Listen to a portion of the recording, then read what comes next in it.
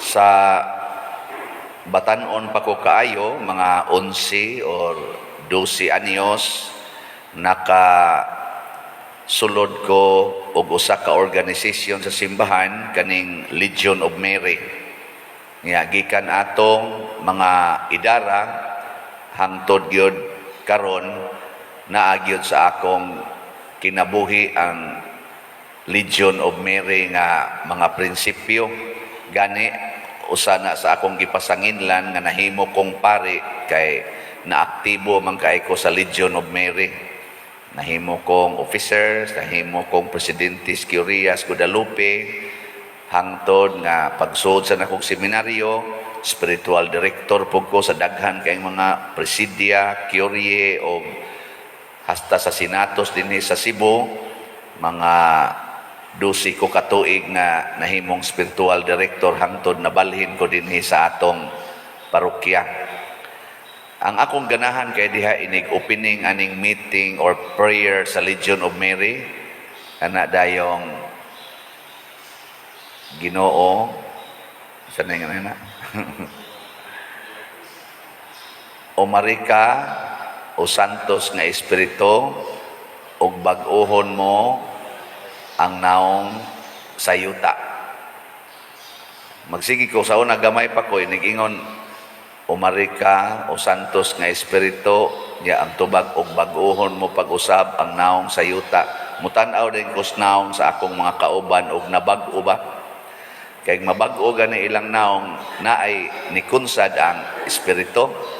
Igtan-aw nako wa man gyapon mga usab ang niabot nga kusmoron og naong kusmod malang gyapon. Masabot wa mosod ang Espiritu sa Ginoo. Kamo karon inyong hunahuna mabag-o pa ng naong sa imong tupad. Di na? Sige ko no. Sultihi ko no siya. Hinaot unta mabag-o pa ng imong naong. Sige na.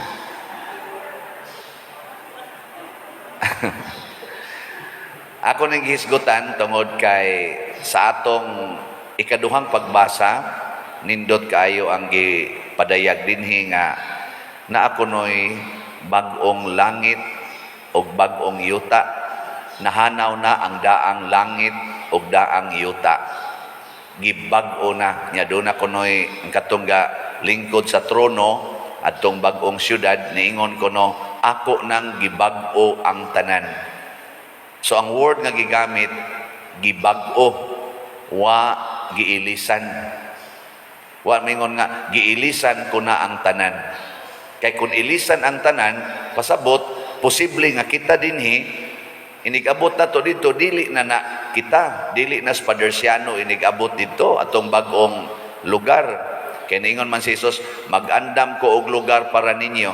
Nya kun mingon siya ilisan ko ning tanan aw di mga usab dito gibag-o lang murag kung sasakyanan pa gi-overhaul or sa ato pang mga balay renovate pero maura ko na siyang balaya wa ko na siya usba nya unsa may hinungdan nga mabag-o ang atong kinabuhi o ang atong kahintang. Ang makapabag-o gyud mao ang atong mga buhat. So kanang buhat makapabag-o gina. Pananglitan ang babae mukuyog sa lalaki. Nya magbuhat sila og buhat sa laki og sa babae kanang buhatos minyo. Unsa may hitabo iniguli? Bag-o gina ilang naong. Ambot og monindot ba kay na duha man ni ka klase ang pagkabag-o na bag-o kay ninindot nasay nabag-o kay nabati.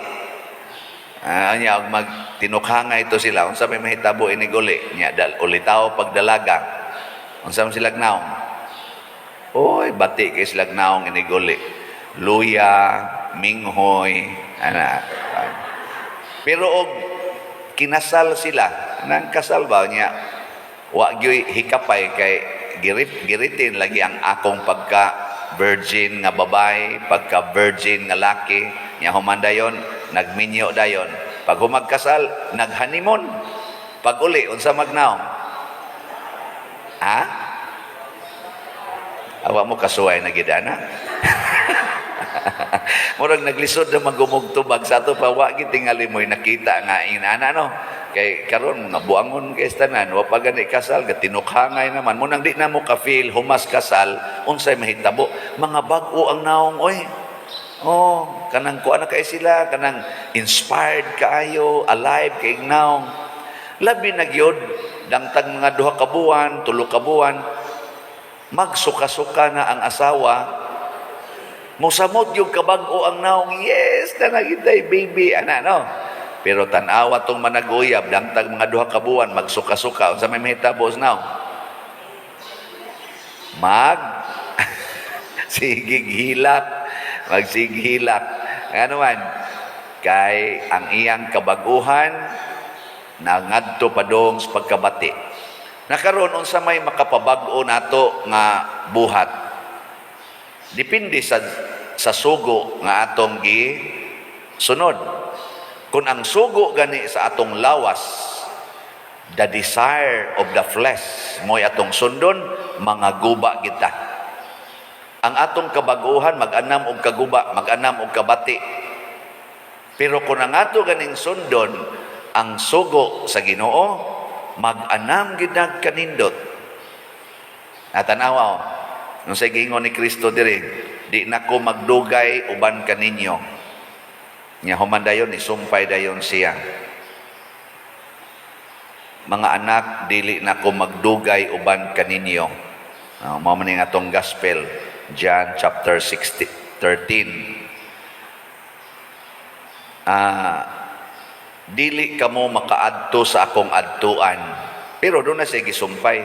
Maghatag ako kaninyo bag-ong sugo.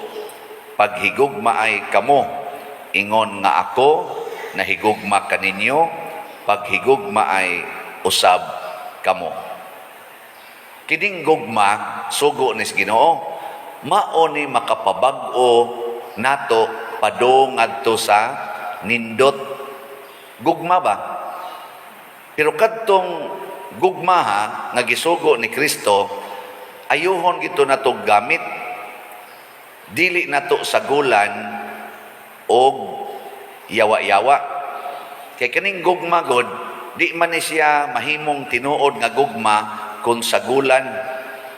Parehagod anang puti kayo ang imong gigpalit nga pintal, kay imong ipintal sa imong bongbong, gusto ka nga mo puti.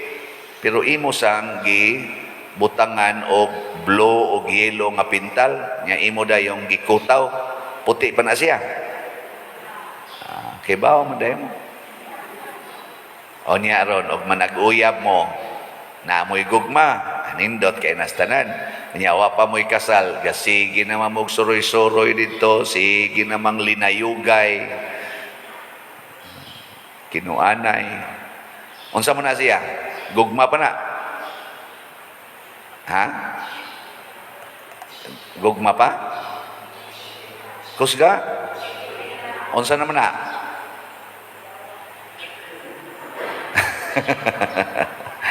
Sa in English, dili na na L-O-V-E, dili na na love. Unsa naman na? L-U-S-T, lust, kaulag, lawas nung kahinam.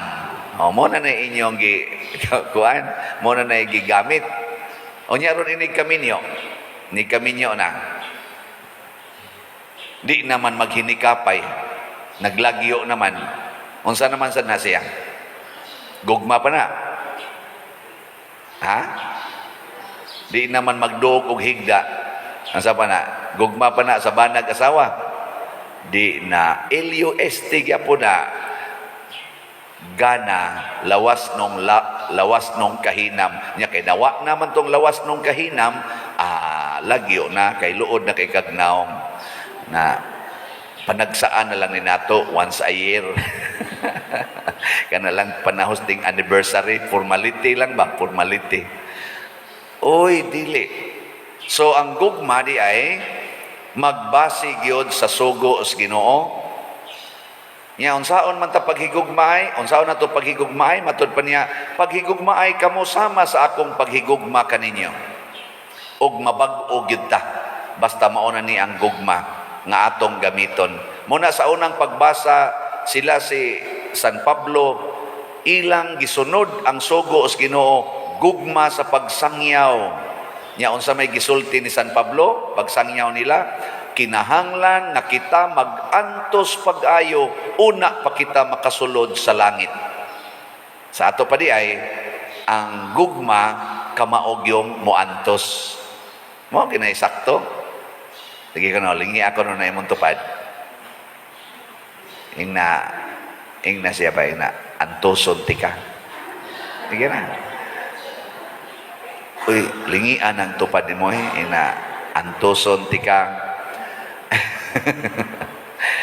Tanawa kanang dili kantos, unsay maresulta? Magkagubot. Antos.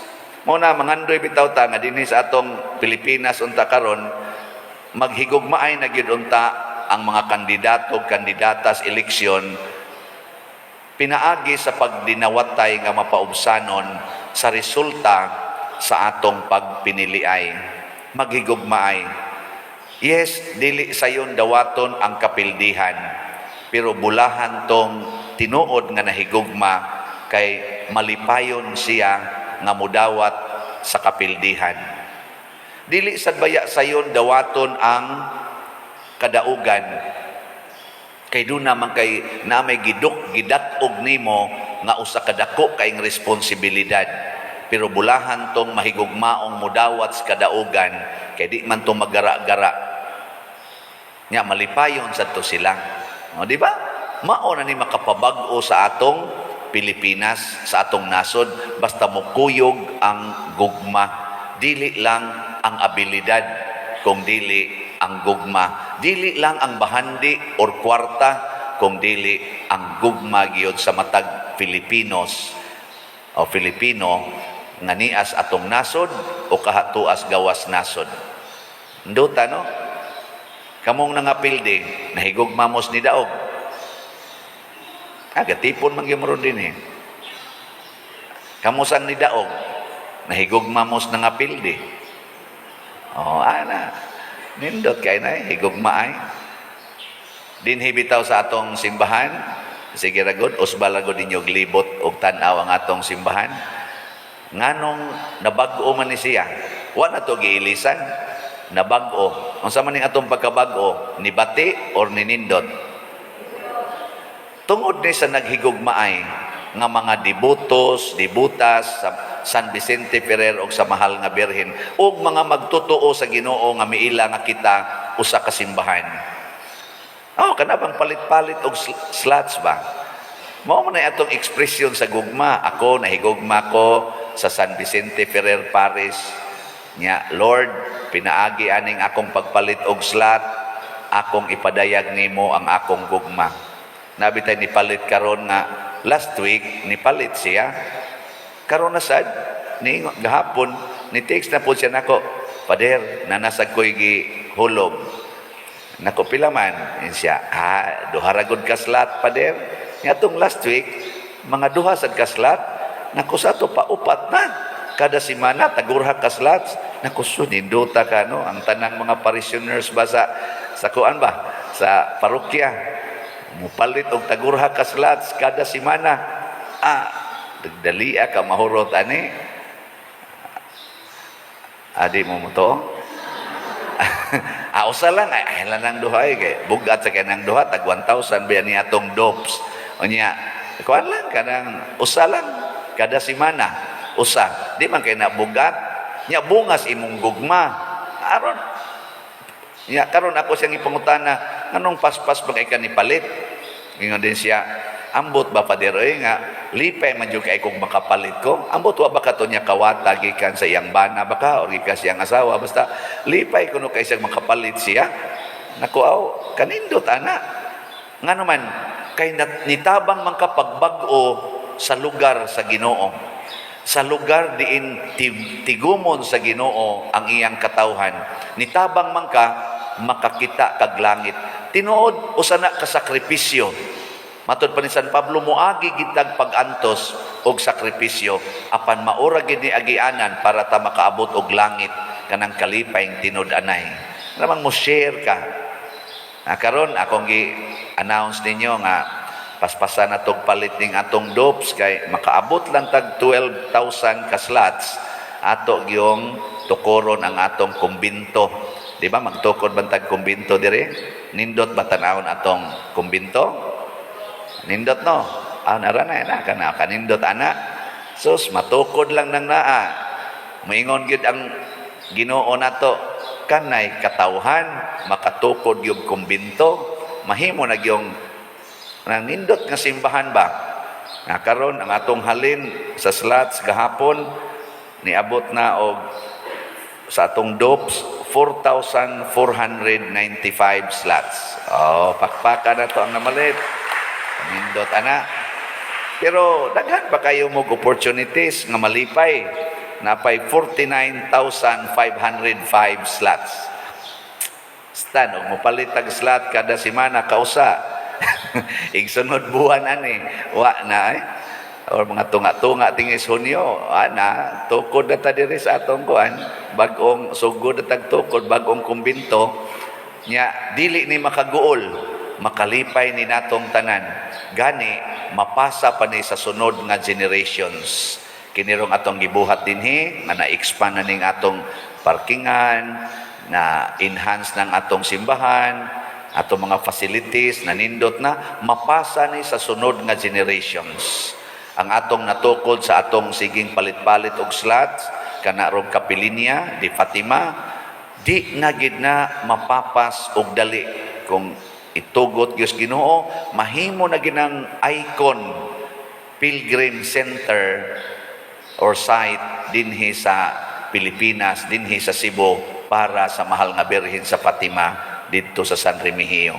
Pagkanindot di ay maghigugmaay ta, pagkadaghan sa malipay, pagkadaghan sa mahimong balaan. Pero lagi muagi tas pagantos, antos sa pag-share sa imong bahandi, antos sa pagsunod sa sugo sa Ginoo.